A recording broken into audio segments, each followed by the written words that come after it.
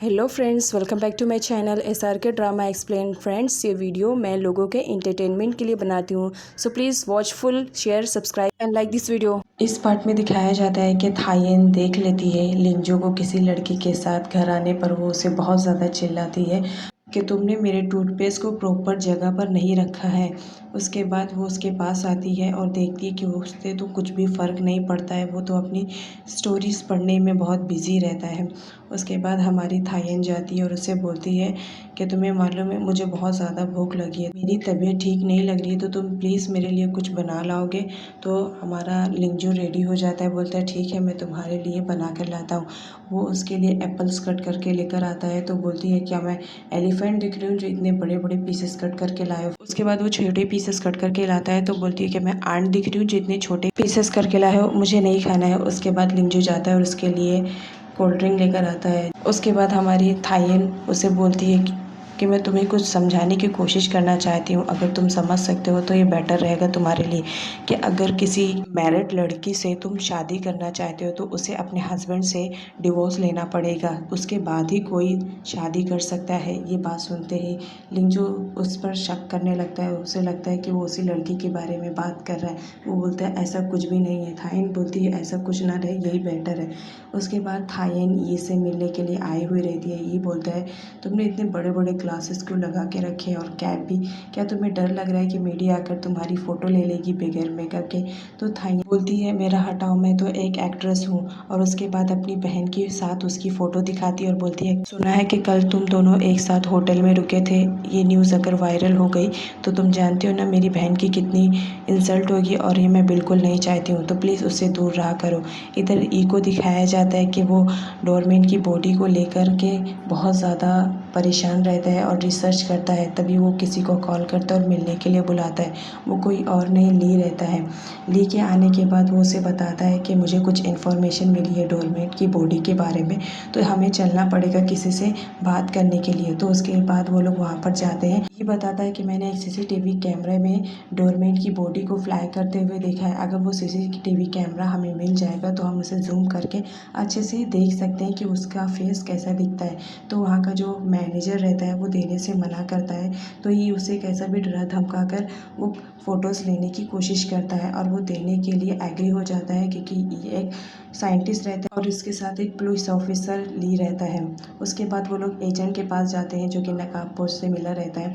वो लोग कुछ इन्फॉर्मेशन उससे लेना चाहते हैं, बट वो कुछ भी इन्फॉर्मेशन उन्हें प्रोवाइड नहीं करता और बोलता है प्लीज़ तुम यहाँ से चले जाओ, डोरमेट की बॉडी के बारे में तुम कुछ इन्फॉर्मेशन ना ही लो तो बेटर रहेगा। उसके बाद वो दोनों वहाँ से चले जाते हैं। लिंजो भी उसी के पास आया हुआ रहता है जो कि डिटेक्टिव रहता है। तो वो जाता है उससे बात करने के लिए, तो डिटेक्टिव उसे मना कर देता है, बोलता है मेरा ऑफिस क्लोज़ हो गया है तो तुम अभी जा सकते हो। लिंजो फ़ौरन उसके ऊपर हाथ रखता है और बोलता है कि तुम्हें मालूम है मैं इन्फॉर्मेशन लेने आया हूँ तुमसे, तुम मुझे इन्फॉर्मेशन दे दो तो बेटर रहेगा। तो डिटेक्टिव बोलता है कि मैं कुछ भी इन्फॉर्मेशन तुम्हें नहीं प्रोवाइड कर सकता हूँ, क्योंकि तुम जानते हो मैं किसी और के लिए काम करता हूँ। यहाँ पे लिंजो को मालूम रहता है कि किसी और के लिए काम करता है। वो उसे बहुत सारे पैसे देता है और बोलता है तुम्हें मेरा काम करना होगा, लेकिन वो बोलता है मैं अपने मालिक के साथ नमक हरामी नहीं कर सकता हूँ। उसके बाद वो वहाँ से चले जाता है। तो हमारा लिंजो उसका पीछा करता रहता है कि आखिर में ये जा कहाँ रहा है, इसका मालिक ही है जो मुझे बता सकता है कि आखिर मेरी बॉडी का पूरा ब्लड किसने निकाला। आगे चल के वो डिटेक्टिव अपनी कार रोक देता है और उसे आता है और बोलता है कि तुम्हें मालूम है तुम मुझसे कोई भी इन्फॉर्मेशन नहीं प्रोवाइड कर पाओगे, तो घर चले जाओ। उसके बाद दिखाया जाता है कि थायेन वाटरमेलन खाती रहती है और उसे बताती है कि मेरा नेक्स्ट शूट कहीं और होने वाला है, तो तुम चलना पसंद करोगे। लिंजो बोलता है अभी मेरे पास बहुत ज़्यादा काम है तो इस वक्त मैं बिज़ी हूँ, मैं नहीं जाऊँगा। तभी ली का कॉल आता है। वो थायेन को अपने लैब में बुलाता है, जिसकी वजह से लिंजो को जेलस फील होती है, बट वो उसे कुछ भी नहीं बोलता है। उसके बाद नेक्स्ट दिखाया जाता है कि थायेन लैब में आई हुई रहती है और वो सारी चीज़ों को देखकर बहुत ज़्यादा क्यूरियस फील करती है। अभी लैब का लिक्विड उसके कपड़े पे गिर जाता है तो ये बोलता है कि तुम जाकर क्लीन कर लो। थायेन जाती है वॉशरूम में अपने कपड़ों को क्लीन करती है। तभी वहाँ पर प्रोफेसर आ जाता है और वो उसे देखकर बोलता है कि तुम यहाँ पे पहली बार आई हो, क्योंकि मैं यहाँ पर आते जाता हूँ, तुम्हें पहली बार देखा है। और बातों बातों में ही वो थायेन को वार्न करता है कि तुम जिसके साथ रह रही हो उससे जल्द से जल्द अपना पीछा छुड़ा लो तो बेटर रहेगा। सुनकर थायन बहुत ज़्यादा उदास हो जाती है। उसके बाद वो शॉपिंग के लिए जाती है लिंजो के साथ। तो वो शॉपिंग करती रहती है, बहुत ज़्यादा चीज़ें खरीदती है। लिंजो पीछे से निकालता रहता है तो थायन देख लेती है, बोलती है तुम मेरी चीज़ों को क्यों निकाल रहे हो। लिंजो बोलता है तुम बहुत ज़्यादा ओवर रिएक्ट कर रही हो। उसके बाद वो चीज़ों को निकाल कर फेंकने लगती है और बोलती है जिसे देखो वो मुझे हर्ट करने के लिए रेडी है। उसके बाद कैप लगा के वो वहाँ से चली जाती है और सीधा अपनी सिस्टर के पास आती है। बोलती है तुम्हें मालूम है आज मेरे साथ क्या हुआ? एक तो मुझे किसी ने वार्न कर दिया मुझे मेरे लव के पास रहने से, और दूसरा आज मेरे उसके साथ फ़ाइट हो गई। मुझे बहुत ज़्यादा गुस्सा आ रहा है। तभी उसकी सिस्टर उसके लिए कोल्ड ड्रिंक लेकर आती है और बोलती है कि तुम प्लीज़ कोल्ड रहा करो।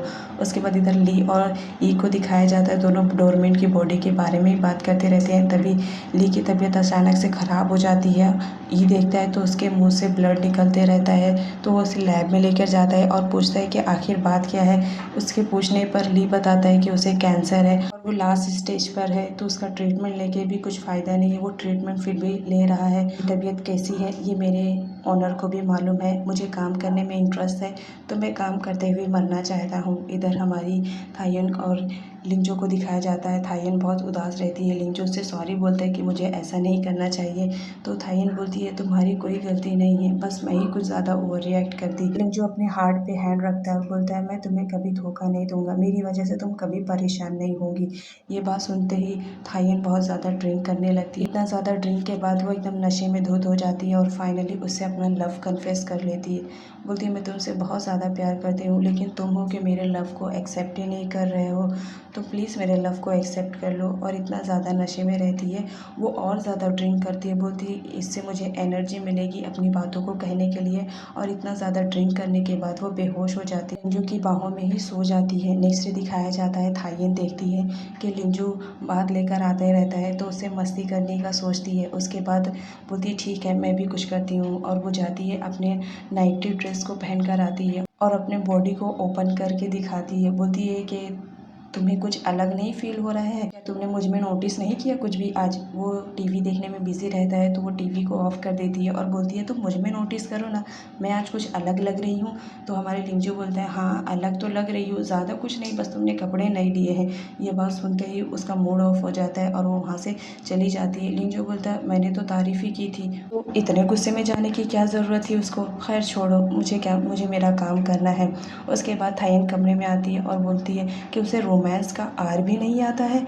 क्या वो मेरे टाइप का नहीं है, क्या वो दूसरे टाइप का है? तो उससे दिमाग में एक आइडिया आता है। वो अपने फ्रेंड को कॉल करती है और उसे बुलाती है। बोलती है कि तुम लिंजो के सामने थोड़ी अजीब अजीब हरकतें करो, क्योंकि मैं देखना चाहती हूँ कि लिंजो कई लड़कों में तो इंटरेस्टेड नहीं है। उसके पीए को आखिर वो बात माननी पड़ती है। तो उसके बाद वो बोलती है कि ठीक है तुम अंदर आओ, मेरी नज़र रहेगी तुम पर, और मैंने कैमरा भी फिट कर दिया है। तो उसके बाद वो बैठकर आराम से देखती है कि आखिर चल क्या रहा है घर में। लिंजो आयरन करता रहता है, तभी वहाँ पर पिया आ जाता है और अजीब अजीब सी हरकतें करने लगता है। तो लिंजो पूछता है कि क्या हुआ, तुम्हारी तबीयत तो ठीक है? ये लिंजो के और करीब आता है और उससे फ्लर्ट करने लगता है। बोलता है क्या तुम्हें मैं अच्छा नहीं लगता हूँ? लिंजो बोलता है ऐसी बात नहीं है। तभी वो आयरन रखने की वजह से उसकी उंगली जल जाती है। थायन आराम से अपने कमरे में बैठकर ये सारा नज़ारा लेती रहती है। तभी हमारे पीए को दिखाया जाता है, वो उसे फ्लर्ट करता है और बोलता है तुमने मेरी उंगली जला दी, मुझे बहुत ज़्यादा दर्द हो रहा है। तो लिंजो उसे दूसरे कमरे में लेकर जाता है। ये देखकर थायन नीचे आती है। तभी उसका पीए उसे बोलता है तुम उसे गलत समझ रही हो, वो मुझे लेकर गया था देखो मेरी उंगली पर बैंडेज लगाने के लिए, वो बहुत ही अच्छा है, और प्लीज़ तुम भी ऐसा वैसा मत सोचो, वो बहुत अच्छा लड़का है। सुनने के बाद थायन कुछ रिलैक्स फील करती है। नेक्स्ट से दिखाया जाता है कि होंग जैन को रिसीव करने के लिए उसके घर पर आया हुआ रहता है पर्सनली अपनी कार से। तो जैन बहुत ज़्यादा खुश होती है कि फाइनली तुम मुझे रिसीव करने आए, मैंने सोचा नहीं था, क्योंकि वो लोग किसी इवेंट में जा रहे थे और इवेंट को होस्ट होंग करने वाला था, तो वो बहुत ज़्यादा खुश था। उसके बाद इवेंट में दिखाया जाता है कि वहाँ पे शहर के बड़े बड़े लोग आए हुए रहते हैं, क्योंकि उन्हें चैरिटी करना रहता है। तो वहाँ पर हमारी लिंजो और थायन भी आए हुए रहते हैं, क्योंकि गरीब बच्चों के लिए था, तो वो अपने आप को रोक नहीं सकी। वहाँ पर वो अपनी बहन जैंग से मिलती है, उससे बहुत ज़्यादा खुश होती है कि चलो फाइनली तुम भी यहाँ पर आए, अच्छा लगा देखकर। उसके बाद वो लोग थोड़ा सा खाना खाते हैं तो हमारा लिंजो बोलता है ज़्यादा मत खाओ, तुम मोटी हो जाओगी और बहुत ज़्यादा हैवी हो जाओगी। जब तुम मेरे ऊपर सोती हो तो बहुत ज़्यादा मुझे वज़न सहना पड़ेगा। उसके बाद थाइन बोलती है चलो रहने दो। इवेंट स्टार्ट होता है, वहाँ पर कुछ चीज़ों की बोली लगाई जाती है ताकि जो पैसे इकट्ठे हो उससे हम गरीब बच्चों के लिए कुछ हेल्प कर सके। उसमें हमारी थाइन भी बढ़ चढ़ के हिस्सा लेती है और बहुत ज़्यादा खुश रहती है, फाइनली मैं भी कुछ गरीब बच्चों की मदद कर पाऊँगी।